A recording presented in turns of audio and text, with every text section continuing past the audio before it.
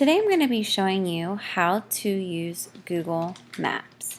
When you are on your Google homepage, you can click on the 9 boxes, and if you click on More, that will take you to Google Maps. As you can see, it is like a normal map. You can use it to find your location. You can use it to find directions. So if I wanted to use it to find my house, I can click on it.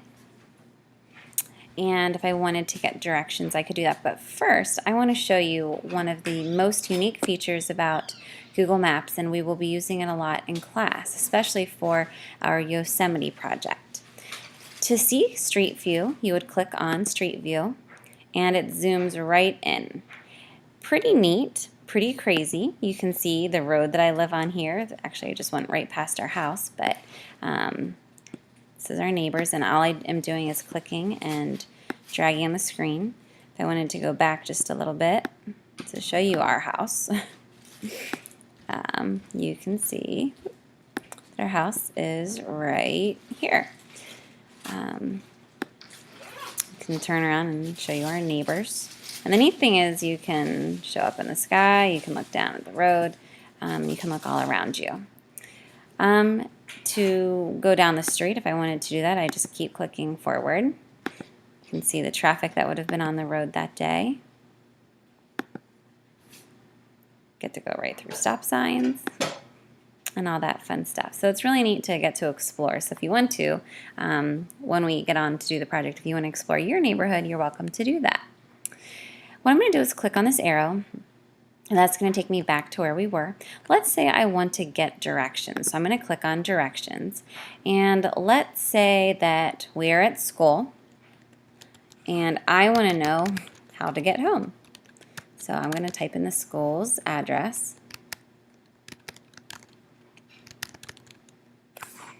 And you can see it generalizes, and I can pull it up here. And it gives me the directions. The nice thing is it gives you a couple different options. This is the way that I actually go, and I can preview the steps, or I can follow the street view, or I can exit that. So for those of you who have trouble reading a map, if you would look at the preview the steps, it would show you all of those visuals that you would be looking for. I like the feature about how it shows traffic, and it can give you those tips and those ways that you can go. Here are some other routes that you can go. If I wanted to list all the steps, if I wanted to go a different way, and click back. Nice options are driving is an option. They can show you ways that you can use the transit, the buses, ways that you could walk, which would take really longer. They have bikes, and they also have airplanes, which, as you can see, there are no flights available. So that is the basic how you would use Google Maps. Now, as I had mentioned, there was that street view option. And what I want to do is go back, and I'm going to give you a preview how you're going to be using this in reading class. So the way that you can exit out is to hit the X. And let's say, like we're going to do for our project, we're going to check out Yosemite National Park. So I'm just going to type in Yosemite, and you can see that it's coming up, and I'll click on it. Now, I'm going to mainly have you use this for looking at photographs. So one of the things that you can do is to click on the 100 photos, or if you want, you can do photo tours, and they can show you some of those different places that are in Yosemite National Park. At the bottom, you can see that there's a scroll bar here that has lots of different photos that you can check out. There it is. And if I wanted to pick that photo, I could look at that, or this one.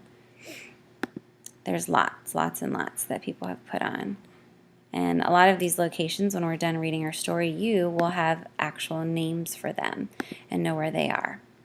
Another feature, sometimes it will take you on a photo that you can actually look at something via Google Earth. So you can see things that way. Since I had typed in Yosemite, I can click on it. I can also zoom in closer. And you can see that there's this little guy, and you can drag him onto the map, and you can actually drop him there if you want to get closer to a street view. So here you can see that we made it to a wonderful hotel that is in the area. There are places where you can drop the guy in the park, and oops, let me see if I can go back. And you can actually see some of the scenes and the roads that are there. I'm going to zoom back out, and that's just how you do it. You zoom in by using the plus button, and if you want to zoom out, you can use the minus button. So let's say I wanted to go near the North Dome area. So I'm going to zoom in on that area, and you can see that there's a road here. So let me show you what I mean about dropping the guy near the road, and that'll help you sometimes see street views. Sometimes you can see as it's not working right now that it won't always work, but there are some times where you can get in and it will show you some really neat pictures. When I was playing around with this earlier, I was able to see some really neat waterfalls and some roads. Let's see if I can find a spot over here if he'll work. There we go. See, here I was able to zoom in and dropped him down. And you can see we are in a little bit of a forest. And the nice thing with this, you can turn it and you can see a 360 view. So you can see some of the landforms there, how high they are. And you can see, on that day at least, what the weather was like. And of course, to move down the road, I would just click and move down.